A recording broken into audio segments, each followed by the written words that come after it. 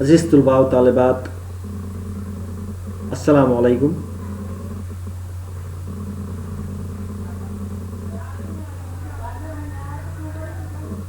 نصاب میں شامل ایک شاعر جن کا تعلق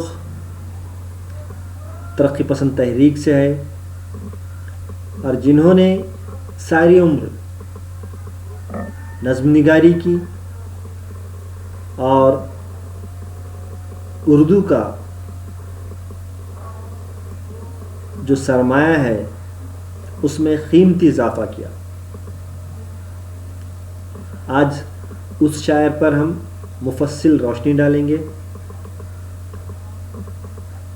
ہمارے نصاب میں اس شاعر کو جس یونٹ کے تحت شامل کیا گیا ہے وہ ہے شعرائے عہد جدید، یا جدید شعراء میں ان کا شمار کیا جاتا ہے، جن کا نام فیض احمد فیض ہے۔ فیض احمد فیض ایک ایسی شخصیت جنہوں نے اپنی شاعری کے ذریعے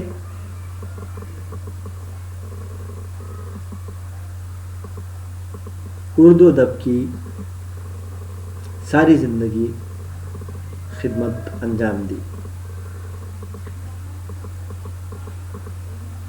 اس سے پہلے ہم عہد جدید کے چند ایک شعراؤں کا مطالعہ کر چکے ہیں، لیکن فیض احمد فیض کی شاعری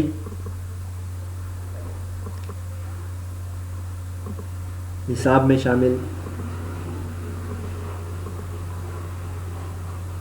بی اے سیکنڈ ایئر میں ایک نظم ہے،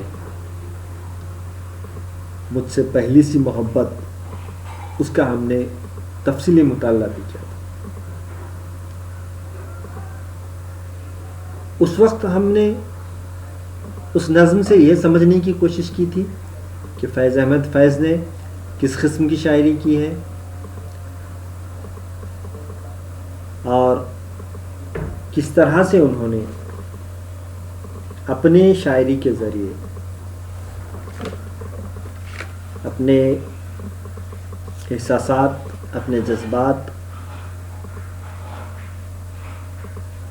یا پھر اظہار خیال کا وسیلہ شاعری کو انہوں نے بنا کر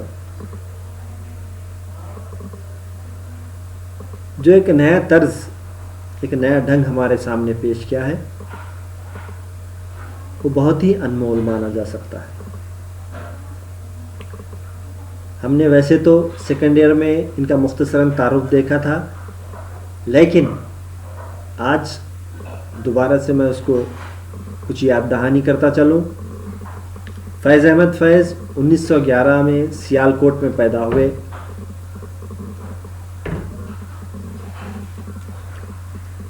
ان کا نام فیض احمد تھا اور وہ فیض تخلص استعمال کرتے تھے۔ ان کے والد کا نام پہلے سلطان بخش تھا، بعد میں تبدیل کر کے سلطان محمد خان بہادر رکھ لیا انہوں نے، ان کے والد صاحب نے۔ ہم دیکھتے ہیں کہ فیض ترقی پسند تحریک کے ایک نمائندہ شاعر کے طور پر ہمارے سامنے آتے دکھائی دیتے ہیں۔ ان کو جو شہرت ملی ہے اس کی چند ایک وجوہات ہیں جس سے ہم سمجھ سکتے ہیں کہ ان کا جو دھیما لہجہ ہے،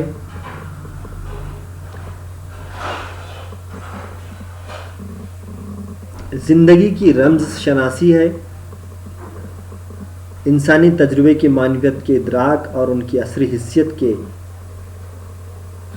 شاعرانہ اظہار میں ان کی مقبولیت کے راز مضمر ہیں۔ فیض احمد فیض بنیادی طور پر ایک رومان پسند شاعر کے طور پر ہمارے سامنے آتے ہیں. رومان یعنی کہ رومانٹک. ان کی شاعری میں رومان پرستی اور حقیقت پسندی کا حسین امتزاج ملتا ہے. یعنی کہ انہوں نے رومان پرستی کے ساتھ ساتھ حقیقت کو پیش کرنے کی کوشش کی ہے. جیتی جاگتی زندگی کی جو تصویر ہے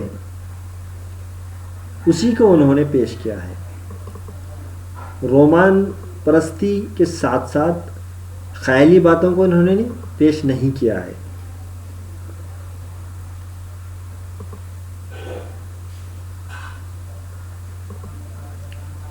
علامتوں کا بھی ویسے اپنی شاعری میں انہوں نے استعمال کیا ہے.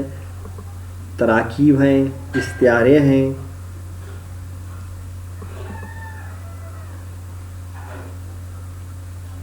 اس قسم کے خوبیوں کے ساتھ ہم کو ان کی شاعری میں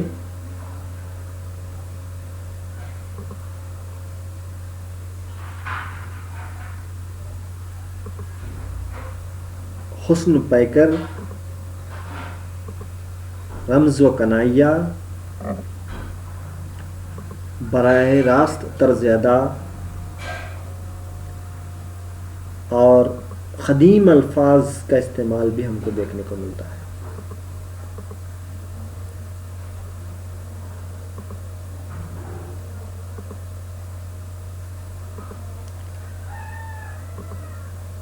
فیض کی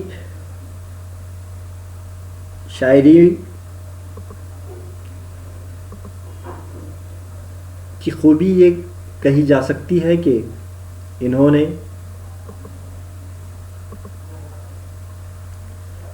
روایت اور اجتہاد دونوں کو امتزاج کے ساتھ پیش کیا ہے اپنی شاعری میں.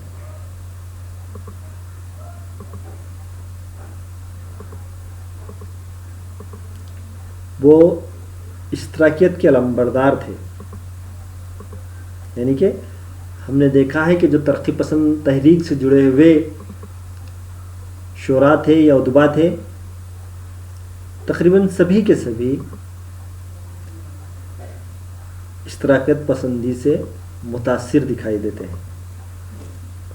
اور انہوں نے اشتراکیت کی جو نظریہ ہے اس کو عام کرنے یا اس نظریے کو لوگوں تک پہنچانے کا کام کیا ہے اپنی شاعری کے ذریعے.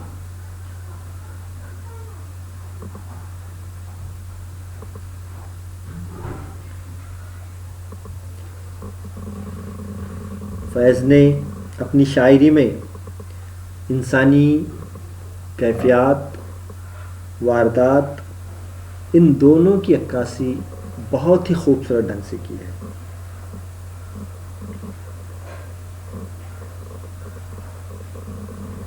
معاشرہ اور افراد معاشرہ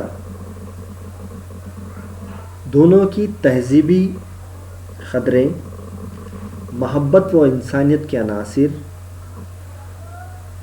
اپنی شاعری میں انہوں نے پیش کیے ہیں.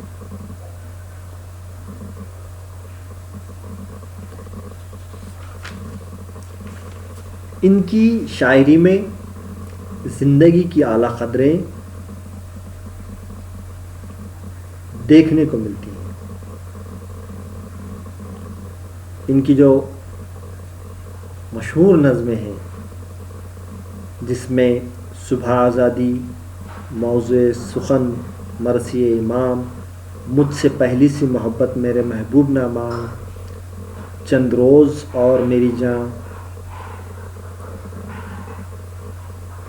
سر وادی سینا سے، ان کی بہت ہی مشہور نظمیں ہیں. ان کے کلام میں منظر نگاری، نغمگی، تیکھاپن، نئی معنویت اور تہذاری بھی ہم کو دیکھنے کو ملتی ہے. ویسے تو فیض احمد فیض کی کئی تصانیف شائع ہو چکی ہیں چند ایک کا میں یہاں ذکر کرتا چلوں، جس میں نقش فریادی، دست صبا، زندہ نامہ، دست تہسنگ، شام شہریاراں، میرے دل میرے مسافر، کلام فیض، نسخہ وفا، میزان، صلیبیں میرے دریچے میں، متاح لوح و قلم، ہماری ثقافت، ماہ وصال آشنائی، سفرنامہ کیوبا، پرائیویٹ سیکرٹری، سانپ کی چھتری، تماشا میرے آگے، فرض دوستاں، وغیرہ وغیرہ۔ اس طرح سے فیض احمد فیض نے نظموں کے ساتھ ساتھ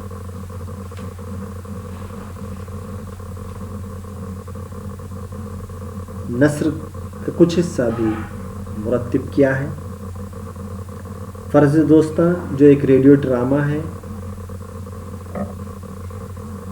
لیکن ان کا اصل جو اس کو میدان ہم کہہ سکتے ہیں وہ اردو شاعری ہے۔ آئندہ لیکچر میں ہم انشاءاللہ فیض احمد فیض کی اردو شاعری پر مفصل روشنی ڈالنے کی کوشش کریں گے۔ شکریہ۔